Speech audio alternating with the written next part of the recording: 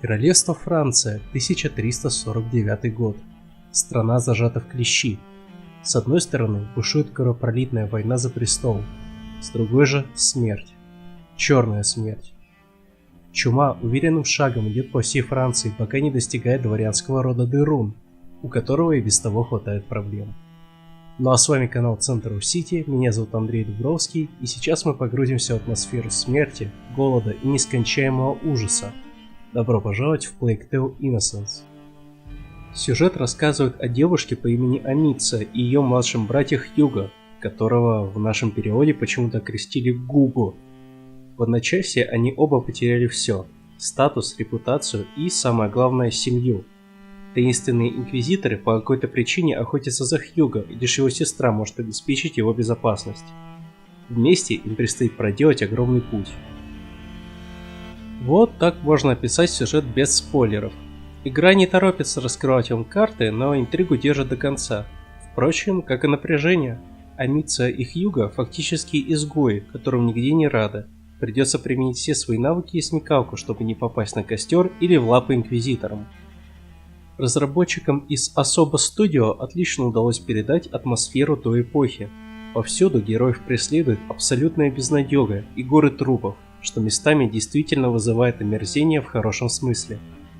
Но самая главная фишка игры в целом, ее атмосфера в частности, это они.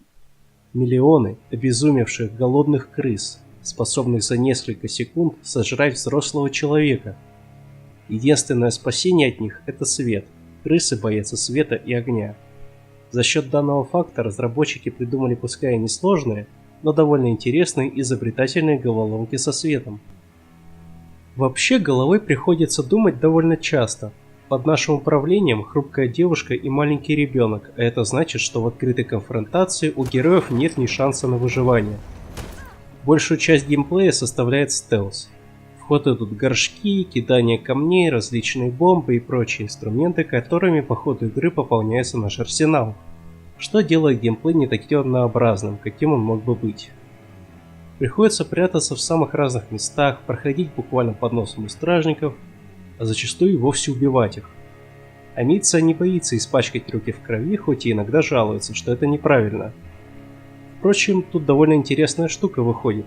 По ходу прохождения нам множество раз предоставляется выбор – убивать своих врагов или же оставлять им жизнь. Но игра, как я понял, совершенно линейна и имеет всего одну концовку. Так на что же это влияет? Просто проверяет моральный компас игрока? Помимо прочего, Амица также может прокачивать свое снаряжение, увеличивать карманы для материалов, бомб, улучшать сапоги, чтобы ходить тише, и усиливать пращу, единственное, самое верное ваше оружие в игре. Но есть ли минусы у этого пира во время чумы? Да, есть, но они весьма незначительны.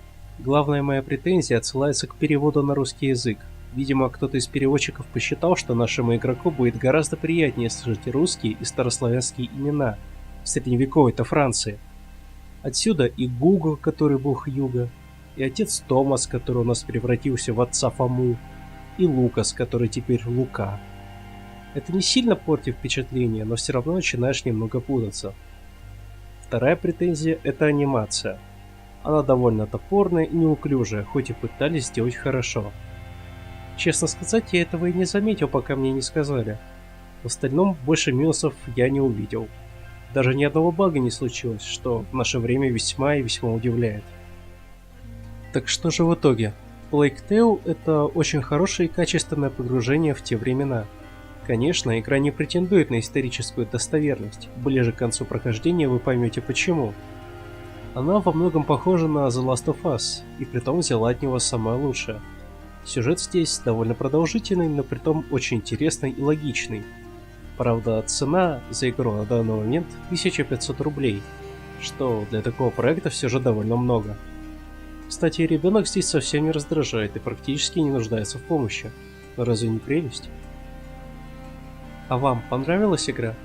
Обязательно напишите об этом в комментариях под видео. Также рекомендую подписаться на нашу группу в ВК, где вы сможете узнать все последние новости гик-пространства. Для вас вещал Андрей Дубровский. До встречи на канале Центр Сити.